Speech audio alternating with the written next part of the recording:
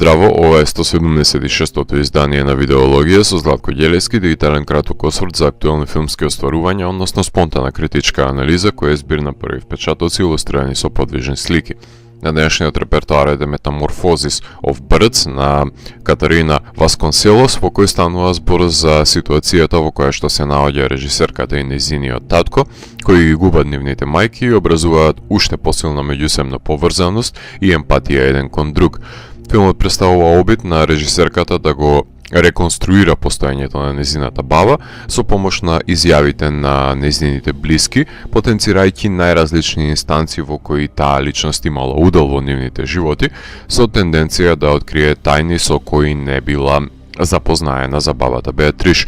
Премисата е невпечатлива и банална, но ја вклучува средбата помеѓу Енрике и Беатриш, кои се сретнуваат на крај брежјето, се заљубуваат, имаат 6 деца и еден ден Беатриш умира. Таа е бабата на режисерката и сите учесници во филмот се членови на нејзината фамилија.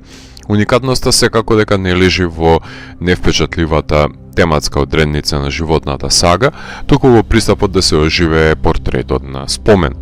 На формален план посведочуваме на доку-фикција, поетски реализам, односно визуелна поезија, што значи дека се цели со начелата на визуализацијата да се допре до подсвеста на гледачот, а самата творба треба да делува онирично. Значенски се преобразува и филмот. Првиот дел е снимен на 16 мм, фрагментирајќи го домот на субјектот и предметите кои го обкружувале, а вториот дел субјектот умира и се снима дигитално.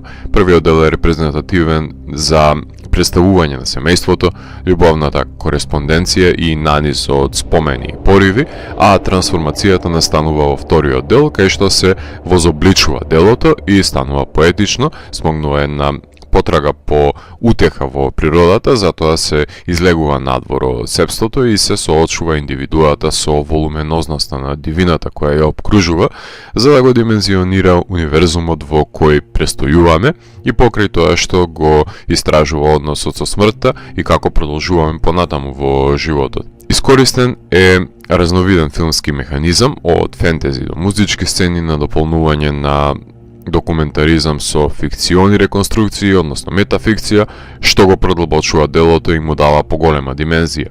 Не е ова само автобиографски филм за смрт на две мајки, затоа што посебно во вториот дел се забележуваат чинителите со кои се изразува поврзаност на раѓањето и смртта во таа бескрајна постапка на природата, во која ништо не се губи, туку трансмутира, доловено преку промената на сезони, повторно раѓање и отпочнување на циклусот, представувајќи ја природата на нештата во кои е убедена режисерката.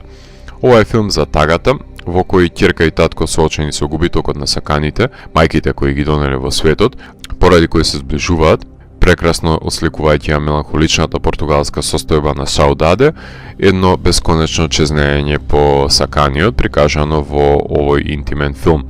За миг може да го погледнеме и од феминистичка визура, кај што прикажано е дека жената уште од мали нозе има повеќе задолженија од браќата и местото на жената е контролирано од општеството, но прикажана е и улогата на жената во време на диктатурата на Салазар од половина век.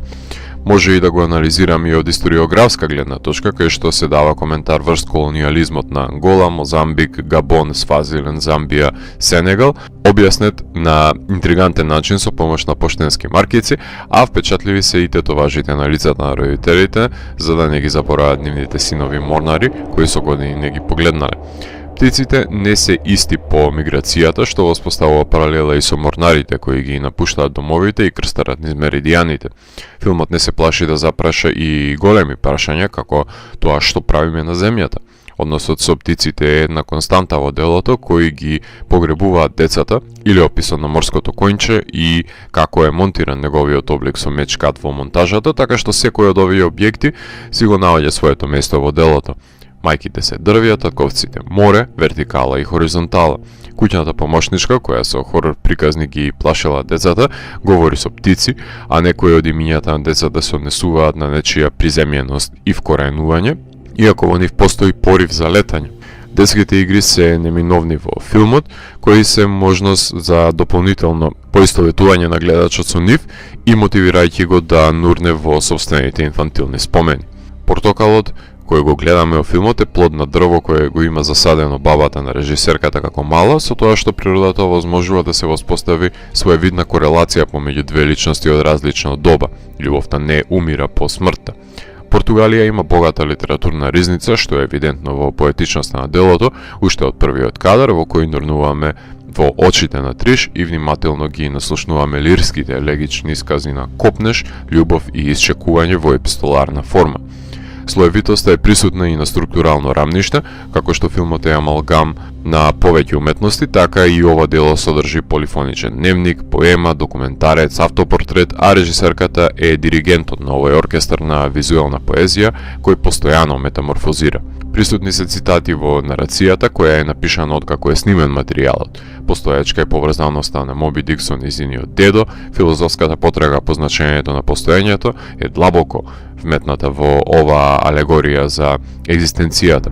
Растенијата за кои нема кој да се грижи го запоседнуваат празниот дом, уште една метафора за незапирливиот циклус на реобновување на природата и колку човекот е минускулен во однос на неа.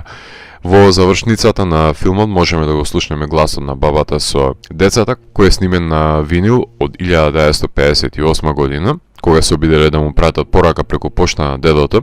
Искористена е формата на писмата со кои се допишувала со дедото морепловец, кој бил далечен од саканата, кои завршиле во пламен, па режисерката се обидува на нејзин својствен начин, со помош на филмскиот јазик, да ги реобмисли од пепелта, како дух од минатото да говори, а филмот да ги пополнува овие празнини, кои ги има нагризано времето, да го реконструира сега веќе непостоечкото.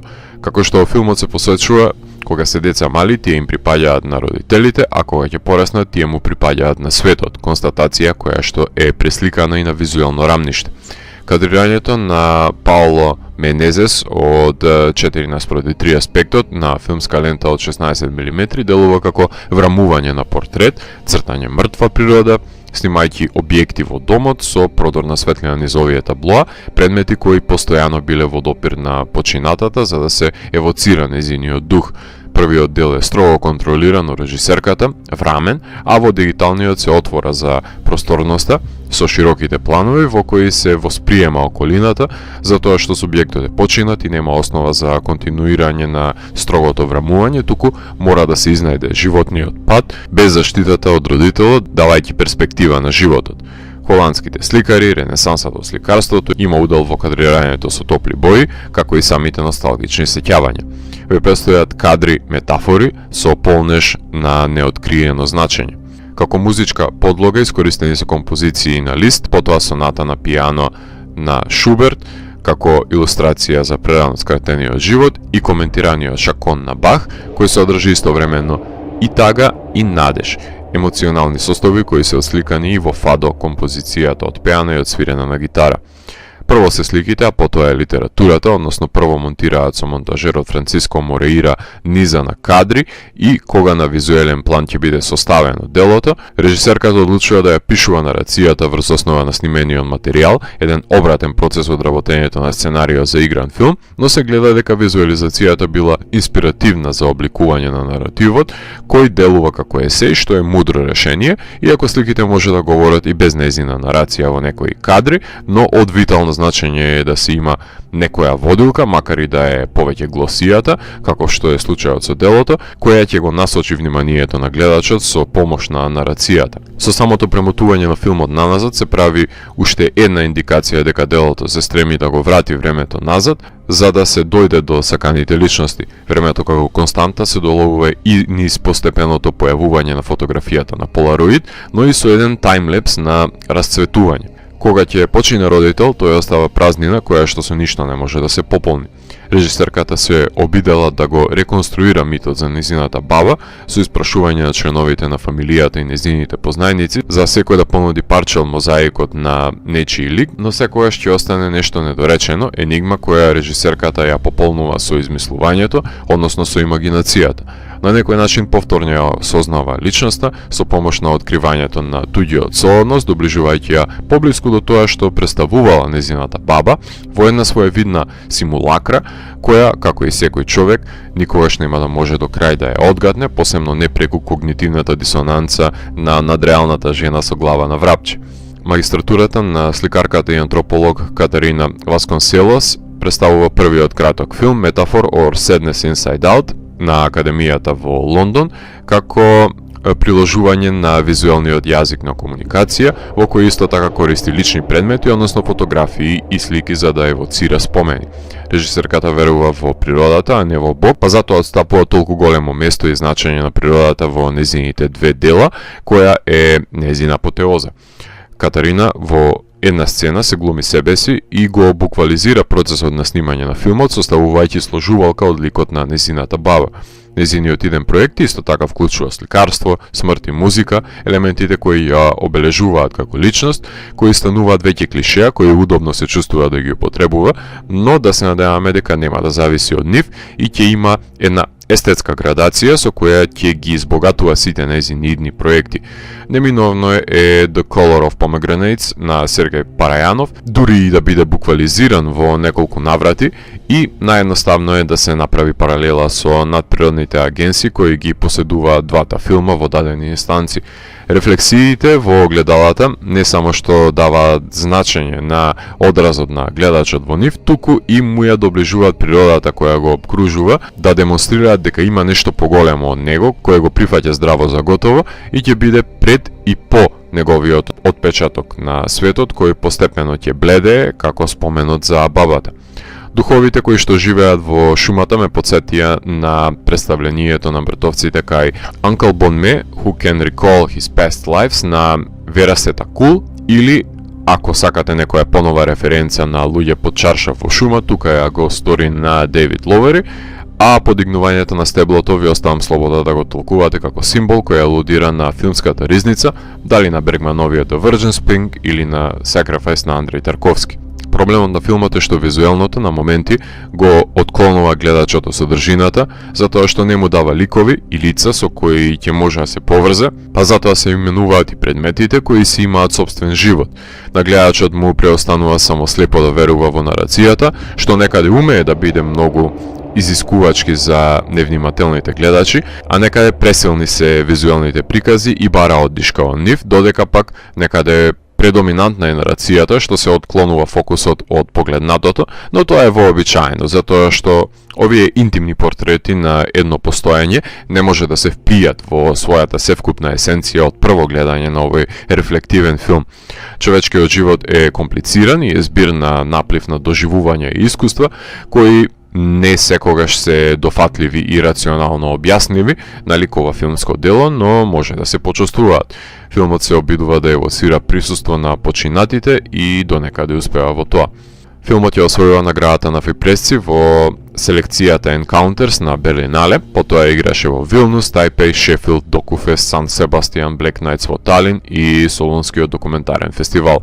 Филм кој е во постојана потрага по значењето, низ една призма на членовите на фамилијата, со кои секој може да се поврзе, но потешко може да ги дофати премолченостите кои починатите членови на фамилијата ги понеле со себе под земјата. Поетична авторефлексија на едно постоење, која е легура на сликарство, музика, документаристика и играниот филм, со мноштво на перспективи и мотиви, кои допираат дури и до социополитичкото место на жената на Португалија под диктатура. Оживеан, семеен фотоалбум на спомени, абстрактен, но сепак тактилен филм помеѓу споменот и измислицата. Ако морам да го еволуирам, тогаш да Метаморфозис со брц од мене има 4 од 5. Доколку ви се допадна 176-тото издание на дигиталната архива Видеологија, лајкувајте го видеото, споделете го и следете го каналот. Посегнете и по останатите рецензии на виртуелната полица. Ви благодарам за вниманието. Поздрав!